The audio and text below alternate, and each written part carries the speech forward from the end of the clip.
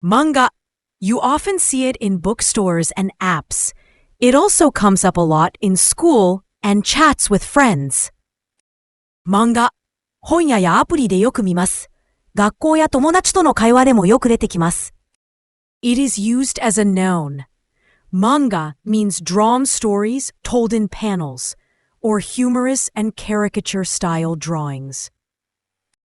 絵とコマで物語や情報を伝えるもの、滑稽な絵や人や社会をからかう絵も含みます。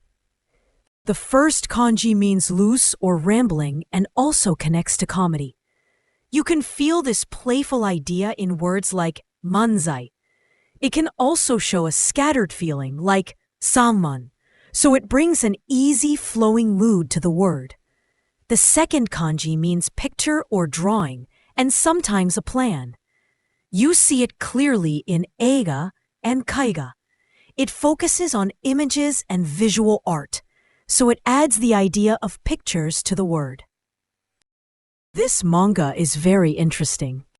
この漫画はとても面白いです。この漫画はとても面白いです。At night, I read manga in bed. 夜、ベッドで漫画を読みます。夜、ベッドで漫画を読みます。I buy a new manga every week. 私は毎週新しい漫画を買います。私は毎週新しい漫画を買います。My sister is crazy about manga. 妹は漫画に夢中です。妹は漫画に夢中です。The most common synonyms of the word are comic and fushiga. Comic overlaps with generally printed or digital comics. Fushiga overlaps with the caricature sense, focusing on satire or humor more than long stories. The most common antonyms of the word are 小説 and 実写. 小説 is text-based storytelling without sequential drawings.